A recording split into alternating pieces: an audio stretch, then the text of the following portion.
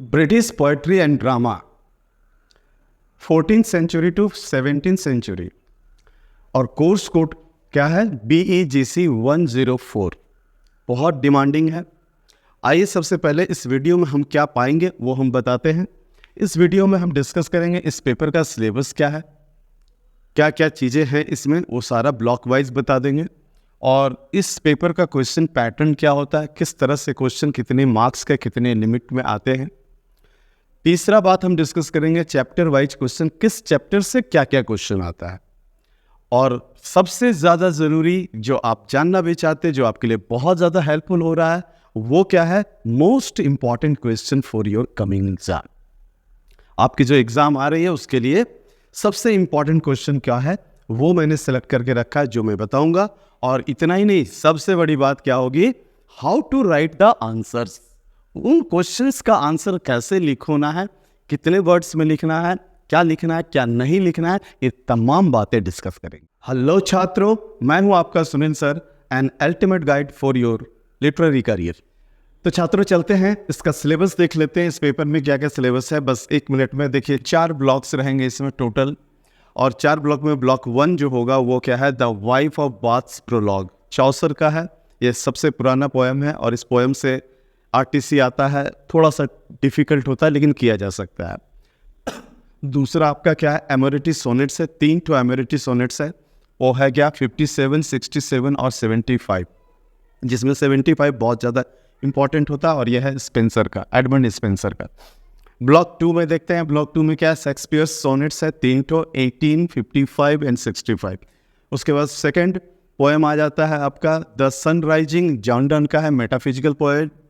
और इसी का एक और पोएम है the death B not proud, death B not proud. ये जो है ये भी जॉन डन का है, मेटाफिजिकल पोएम।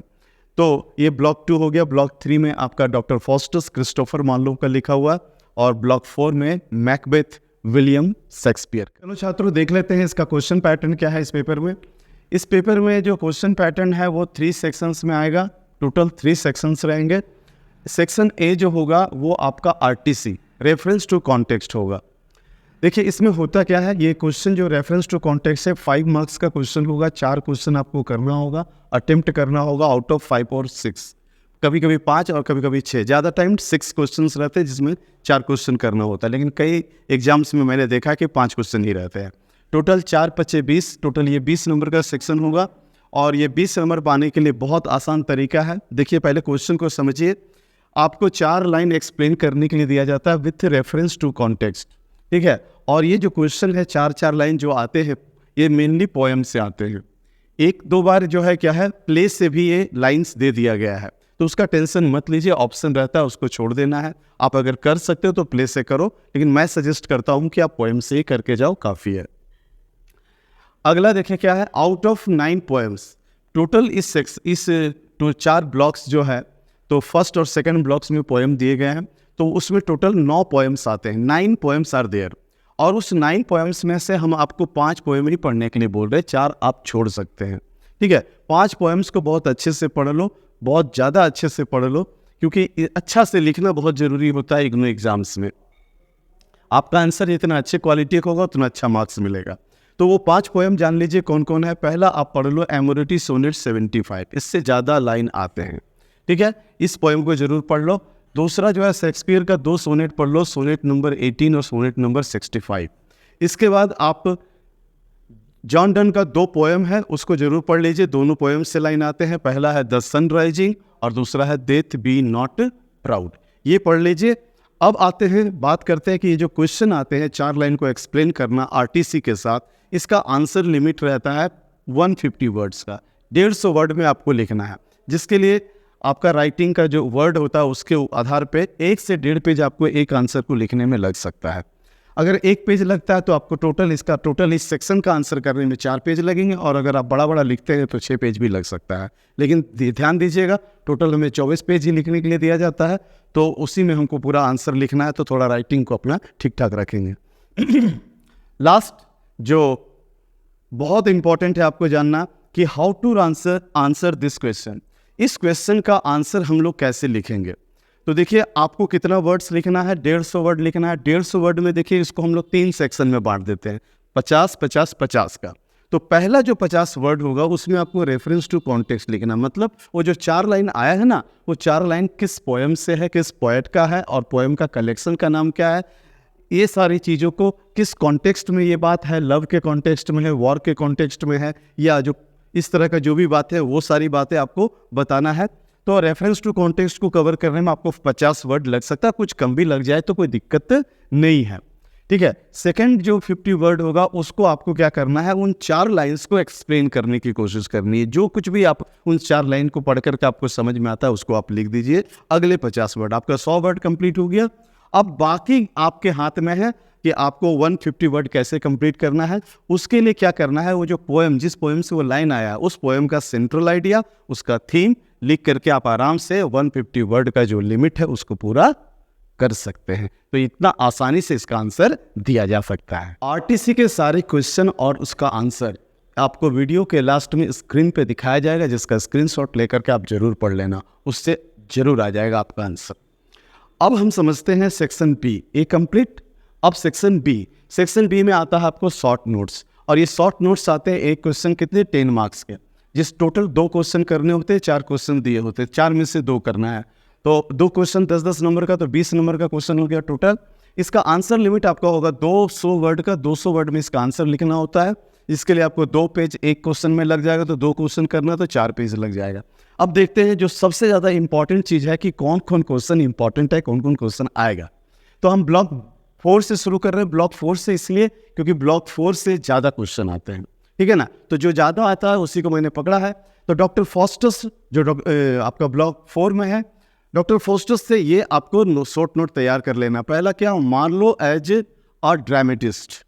तो Christopher Marlowe as a dramatist, ये आपको छोटा सा है, बहुत आसान सा है, 1-2 बार पढ़ोगे याद हो जाएगा।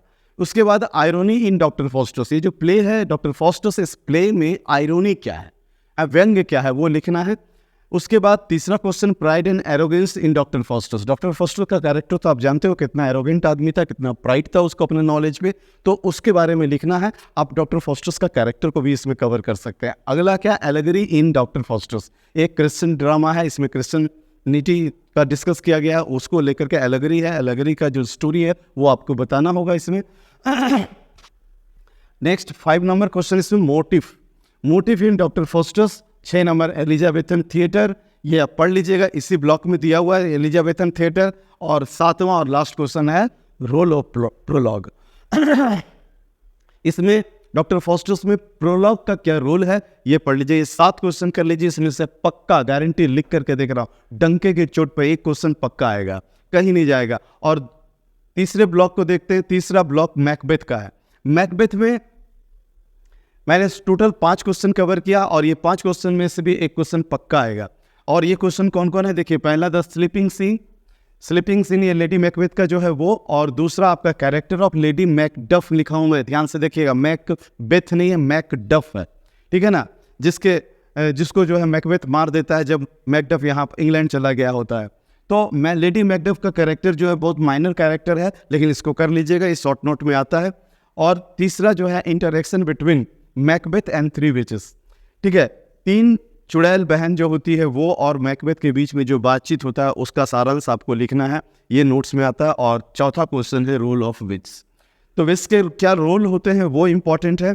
और 5वां क्वेश्चन आपका क्या है, any one soliloquy of Macbeth. Macbeth का बहुत सारा सॉलिलोक्यू है, जिसमें से किसी एक सॉलिलोक्यू के बारे में आपको बताना है, उससे ज़्यादा कुछ नहीं, बस कंप्लीट। अब समझिए कि मैंने ब्लॉक 4 और 3 को पहले क्यों कवर किया। भैया अगर ब्लॉक 3 और 4 को आप कर लोगे तो और आपको कुछ पढ़ने का ज़रूरत नहीं है। इसमें से एक और इसमें से एक पक्का आएगा, 2 क्वेश्चन आपको लिखना है, ज़्यादा लिखना नहीं है, एकदम आसान है। लेकिन आप अपना रिस्क फैक्टर को अगर कम करना चाहते हो, थोड़ा सा खतरा को कम करना चाहते हो, तो क्या कर सकते हो, थोड़ा सा पोएम से भी पढ़ सकते हो। पोएम क्या है, ब्लॉक 1 और 2 पोएम कवर करता है, 9 पोएम। उसमें से 9 पोएम में से मैंने सिर्फ कितना 7 पॉइंट्स लिए, 7 टॉपिक लिए हैं, इसको भी आप कवर कर लेना, आपका रिस्क कम हो जाएगा। पहला स्पेंसरियन स्ट्रिंजा कर लीजिए। दूसरा क्या है, चॉसर्स ह्यूमनिज्म एंड सेक्युलरिटी। सेक्युलरिटी का मतलब क्या हो, सेकुलर है वो, किसी धर्म किसी जाति के प्रति वो नहीं लिखा है, ठीक है ना। उसका सेकुलर होने के बारे में बता दीजिएगा। ट्यूडर पोएट्री आता है, इसका नोट्स आपको आराम से मिल जाएगा, बुक में दिया हुआ है। मेटाफिजिकल पोएट्री बहुत ज़्यादा इंपॉर्टेंट है। और कैवलियर पोएट्स मेटाफिजिकल पोएट्री के साथ में ही है ये। और sonnet form concept of love in Shakespeare sonnet, ये कवर कर लीजिए, आपको और कुछ पढ़ने का ज़रूरत नहीं है शॉर्ट नोट के लिए। तो 20 मार्क्स का मैंने कवर कर लिया। अब देखते हैं सेक्शन सी। तो छात्रों देख लेते हैं सेक्शन सी, जो कि बड़ा सेक्शन है। इसमें 60 नंबर का क्वेश्चन आएगा, 20 मार्क्स का एक क्वेश्चन होगा और आपको 3 क्वेश्चन अटेम्प्ट करने हैं आउट ऑफ 5, और प्रत्येक क्वेश्चन 20 नंबर का, तो 60 नंबर का टोटल क्वेश्चन हो गया। ठीक है, आंसर लिमिट इसका 500 से लेकर 600 वर्ड का होगा। तो एक आंसर आप कम से कम 5 पेज में लिखो, तो 3 क्वेश्चन का आंसर लिखोगे तो टोटल 15 पेज कवर होगा। उधर 4 8 मैंने बताया था, 8 और 15 23 पेज, 24 पेज लिखने के लिए मिलता है, आपको पूरा कंप्लीट लिखना है। अब आते हैं इससे इंपॉर्टेंट क्वेश्चन कौन कौन सा आएगा। डॉक्टर फॉस्टस से देखते हैं, BK 4 से, ब्लॉक 4 से। देखिए इसमें पहला क्वेश्चन है the theme of sin, the theme of sin and redemption.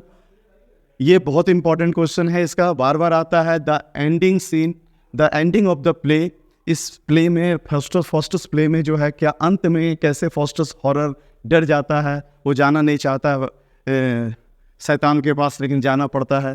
और तीसरा जो क्वेश्चन इंपॉर्टेंट है, decline in the character of Doctor Faustus. Doctor Faustus का कैरेक्टर में किस तरह से डिक्लाइन आता है, किस तरह से पतन आता है, किस तरह से फॉल आता है, वो आपको नोटिस करना है। और चौथा क्वेश्चन है ड्रामेटिक कन्फ्लिक्ट, इसमें है जो संघर्ष, ये तो ड्रामा का जान होता है, सॉल्व होता है। ड्रामेटिक कन्फ्लिक्ट को आपको हाईलाइट करना है। और पांचवा क्वेश्चन क्या होगा, predicament of Doctor Faustus to modern readers. Modern readers के लिए डॉक्टर फॉस्टस का जो प्रीडिकामेंट है, उसके जो दुविधाएं हैं, वो आपको क्लियर करना है, ये बहुत ज़रूरी है। और BK 3 से ब्लॉक 3, जो कि मैकबेथ को समर्पित है, और इससे जो क्वेश्चन आते हैं ये इंपॉर्टेंट क्वेश्चन है। देखिए मैकबेथ से आपको लॉन्ग क्वेश्चन ज़्यादा करने होंगे। पहला देखिए बैंक्वेट सीन, जिसमें वो गोस्ट बन करके आता है ना, गायब हो जाता है चेयर से, तो बैंक्वेट सीन बहुत इंपॉर्टेंट है। उसके बाद जो है Macbeth from point of view of Marxism. हो सकता है क्वेश्चन का आंसर समझ में ना आए, लेकिन आप इसको लिखना कोशिश करना, छोड़ भी सकते हो, कोई दिक्कत नहीं है। How Shakespeare was the voice of Renaissance humanism, ये शेक्सपियर का मैकबेथ ड्रामा को लेकर के आपको बताना है कि शेक्सपियर कैसे जो है रेनेसा ह्यूमनिज्म का एक आवाज़ था। ठीक है, लेडी मैकबेथ का कैरेक्टर आपको बताना एज ए फोर्थ विच, वो भी जो है कहीं ना कहीं विच का जैसा काम करती है। ठीक है, और उसके बाद पांचवा क्वेश्चन है the idea of violence in and its relation to the state in Macbeth. Violence और इसका रिलेशन क्या है स्टेट के प्रति मैकबेथ में, ये आपको बताना है। और छठा क्वेश्चन जो है इंपॉर्टेंट है, सिग्निफिकेंस ऑफ पॉटर सीन।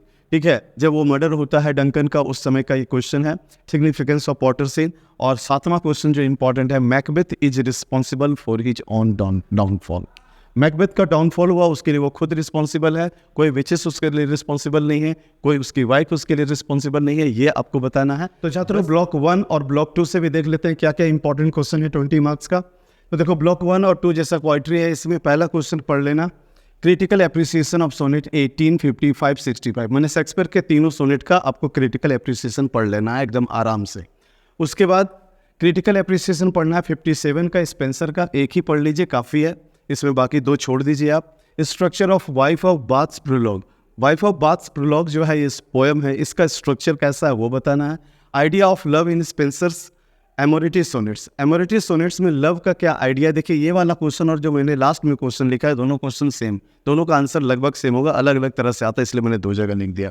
अगला क्या, क्रिटिकल एप्रिसिएशन ऑफ सनराइजिंग और डेथ बी नॉट प्राउड, ये दोनों का कर लीजिए, इंपॉर्टेंट है। Portrayal of wife of bath, ये बहुत जरूरी क्वेश्चन है। और लास्ट इंपॉर्टेंट क्वेश्चन मैं बता रहा हूँ, nature of time in Shakespeare sonnet, time का क्या नेचर है, किस तरह से टाइम को एक पावरफुल एजेंट माना गया है। और एक क्वेश्चन ये भी है, the wife of Bath's prologue is dramatic, discuss, ये डिस्कस कर रहे हैं कि वाइफ ऑफ बाथ्स प्रोलॉग जो है एक ड्रामेटिक सीन है, एक ड्रामेटिक पोएट्री है, ये कैसे इसको एक्सप्लेन करना है। बस इतना पढ़ लो, काफ़ी है। All the best.